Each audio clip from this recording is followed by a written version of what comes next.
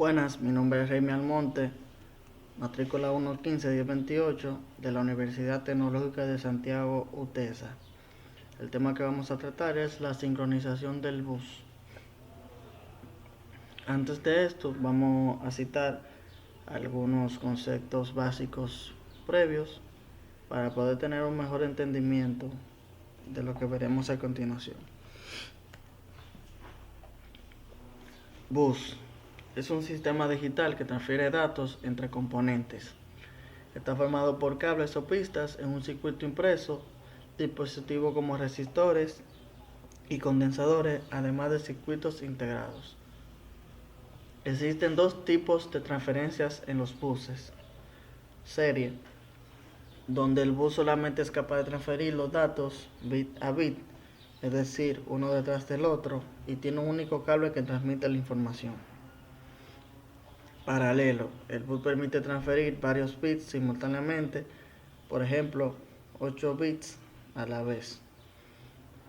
Aunque en primera instancia parece mucho más eficiente la transferencia en paralelo, esta presenta inconvenientes, los cuales son que la frecuencia del reloj tiene que ser más reducida y la longitud de los cables que forman el bus está limitada por las posibles interferencias, el ruido y los retrasos de la señal.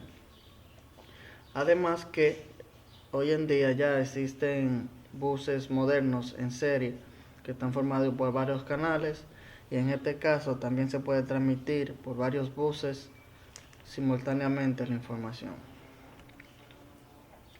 Operación básica del bus. Hay tres buses en el microprocesador 8086. Tenemos el bus de direcciones, el bus de datos y el bus de control. Estos funcionan de igual forma que los de cualquier otro microprocesador.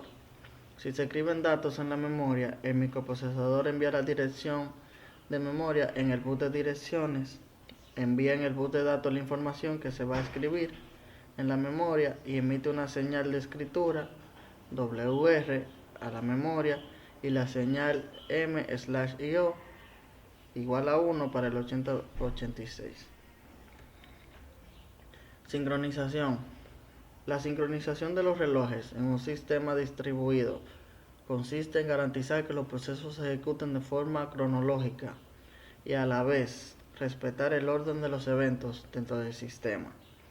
Existen dos tipos de relojes: el reloj físico relacionado con el tiempo real y los lógicos, donde lo importante es el orden de los eventos, no en el tiempo que ocurren. Dentro de los relojes físicos encontramos dos tipos de sincronización: la externa, donde se sincronizan con una fuente de tiempo externa fiable, y la interna, donde no se sincronizan con este tipo de fuente. Sincronización del bus. Es esencial comprender el funcionamiento de la sincronización del bus de un sistema antes de elegir una memoria o un dispositivo del sistema de entrada y salida para comunicarse con los microprocesadores 8086. Aquí tendremos la información sobre la operación de las señales del bus y la sincronización básica de lectura y de escritura del 8086. Es importante observar que en esta sección solo hablaremos sobre los tiempos que afectan a la interfaz con la memoria y los sistemas de entrada y salida. Sincronización en general. Bueno, los microprocesadores 8086 utilizan la memoria y el sistema de entrada y salida en periodos llamados ciclos de bus, que lo veremos más adelante. Cada ciclo de bus equivale a 4 periodos de reloj del sistema, los cuales son llamados estados T. Los microprocesadores más recientes dividen el ciclo de bus en dos periodos de reloj. Si el reloj, por ejemplo, opera a 5 MHz, que es la frecuencia básica de operación para estos microprocesadores, un ciclo de bus del 8086 se completa en aproximadamente 800 nanosegundos. Esto significa que el microprocesador lee o escribe datos entre sí mismo y la memoria o los sistemas de entrada y salida a una velocidad máxima de 1.25 millones de veces por segundo, que debido a la cola interna el 8086 puede ejecutar 2.5 millones de instrucciones por segundo en ráfagas. Otras versiones disponibles de estos microprocesadores pueden operar a velocidades mucho mayores debido a que se utilizan frecuencias de reloj más altas. Entonces ya vamos con lo que es la sincronización de lectura. Esta tiene 16 bits en el bus de datos, que como vimos en clase pueden extenderse hasta 20 bits. El elemento más importante que aquí se incluye es la cantidad de tiempo permitido para que la memoria o los dispositivos de entrada y salida lean los datos. La memoria se selecciona en base a la cantidad fija de tiempo que mi microprocesador le permite acceder a los datos para este tipo de operación. Por lo tanto, es en extremo importante que la memoria seleccionada cumpla con las limitaciones del sistema. De lo contrario, podríamos tener muchos inconvenientes al momento de trabajar con el 8086. Los dispositivos de memoria que se seleccionen para conectarse al 8086, que opera a 5 MHz, deben poder acceder a los datos en menos de 460 nanosegundos, debido al retraso de tiempo que se introducen por los decodificadores de dirección y los buffers en el sistema. Aquí tenemos lo que es el diagrama de tiempo del proceso de la operación de lectura en el microprocesador 8086. Si se analiza con cuidado este diagrama de sincronización, se podrán identificar todos los eventos principales que se describen para cada estado T. Tenemos a T1, T2, T3 y T4, cada uno con un intervalo de duración de 200 nanosegundos y en general, como habíamos mencionado antes, 800 nanosegundos. Tenemos la señal de reloj, la señal de lectura. Este es el bus de direcciones y de datos. Esta señal es de control, la cual indica si el bus de direcciones contiene una dirección de memoria o un dispositivo de entrada y salida. Tenemos ALE, la cual es la señal de habilitación de cierre de dirección. DTR, que es la señal que en 0 lógico recibe y en 1 lógico transmite para habilitar los buffers externos del bus de datos. Y la DEM, también negada, que es la señal que se utiliza para activar lo que son los buffers del bus de datos. Entonces, aquí básicamente tenemos que ALE empieza en 0 y DTR en 1, al igual que RD y DEM. Cuando DTR baja a 0 lógico, comienza el proceso de sincronización, como ven aquí, justamente en el momento que empieza T1. Y a continuación tenemos lo que es una activación en ALE, tanto en 1 como en 0, para que los buses de datos y de dirección se cercioren de la información que tienen aquí. Luego de esto pasamos a lo que es T2, donde RD cae a 0 lógico para proceder con la lectura, que es todo esto aquí. Para proceder con la lectura, inmediatamente pasa lo mismo con DEM, un tiempo después, habilitando los buffers de datos del bus de datos. Entonces, T3 no es más que simplemente una extensión de los últimos momentos de T2,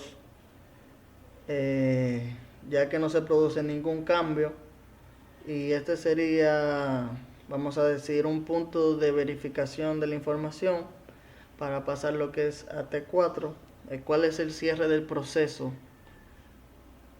ya el último estado T, donde estas últimas 3 señales cambian desde la última que se activó, que fue DEM, hasta la primera, que fue DTR, como ven aquí.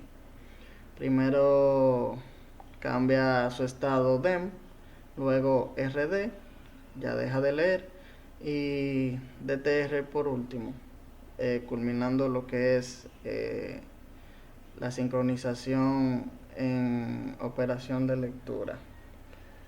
Ya cuando DEM deshabilita los buffers del bus de datos, RD deja de leer y DTR deja de recibir información.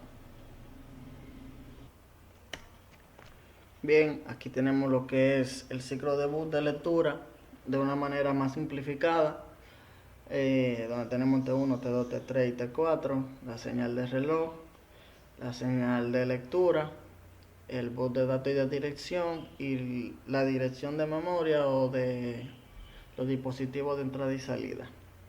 Si los datos se leen de la memoria, el microprocesador envía la dirección de memoria en el bus de direcciones. Emite una señal de lectura de memoria RD y acepta la información a través del bus de datos. Esto es en resumen lo que hace este tipo de ciclo. La sincronización de escritura. Las principales direcciones entre la sincronización de lectura y la de escritura son mínimas. Al crear interfaces con algunos dispositivos de memoria, la sincronización puede ser muy imprescindible entre el punto en el que WR se convierte en uno lógico y el tiempo donde los datos se quitan del bus de datos. Eso lo veremos más adelante. Este es el caso, ya que los datos de memoria se escriben durante el borde de caída del WR. El tiempo de espera hold es mucho menor que esto, de hecho, por lo general es de 0 nanosegundos para los dispositivos de memoria. La anchura del estrobo WR es de 340 nanosegundos a una velocidad de reloj de 5 MHz. Esta velocidad es compatible con la mayoría de los dispositivos de memoria que tienen un tiempo de acceso de 400 nanosegundos o menos. Aquí tenemos el diagrama de tiempo para la sincronización de bus en escritura. Como ya hemos mencionado, la diferencia entre la escritura y la lectura en este microprocesador son mínimas, donde por ejemplo ALE tiene básicamente el mismo comportamiento y la señal de RD es sustituida por la WR, también negada. El bus de datos contiene información para escribir en la memoria, en vez de recibir información que contenía la memoria. Y DTR tiene un proceso contrario, donde permanece en uno lógico en vez de 0 durante todo el ciclo. DEM, al igual que ALE, tiene un funcionamiento muy similar en ambos modos de operación. Y como habíamos mencionado, el ciclo de escritura tiene muy poco margen con respecto a la habilitación del mismo, como habíamos mencionado en esta parte aquí. Puede ser muy imprescindible entre el punto en el que WR se convierte en uno lógico y el tiempo en donde los datos se quitan del bus de datos, ya que durante el borde de caída del estrobo RD los datos de la memoria son escritos. Mírenlo aquí. Ya para finalizar tenemos el ciclo de bus de escritura de una manera más simplificada, muy parecido, como dijimos, a lo que es su homólogo en lectura. Y por último tenemos una nota donde dice: debe existir por lo menos un margen de 30 y 40 nanosegundos para la operación de estos circuitos. Por ende, la velocidad de memoria no debe ser menor de 400 nanosegundos para que pueda operar de forma correcta con los microprocesadores 8086. El factor de sincronización que puede afectar a la operación de la memoria es la anchura del estrobo RD. Muchas gracias. Espero que le haya servido de aprendizaje y reforzamiento de sus conocimientos respecto al tema.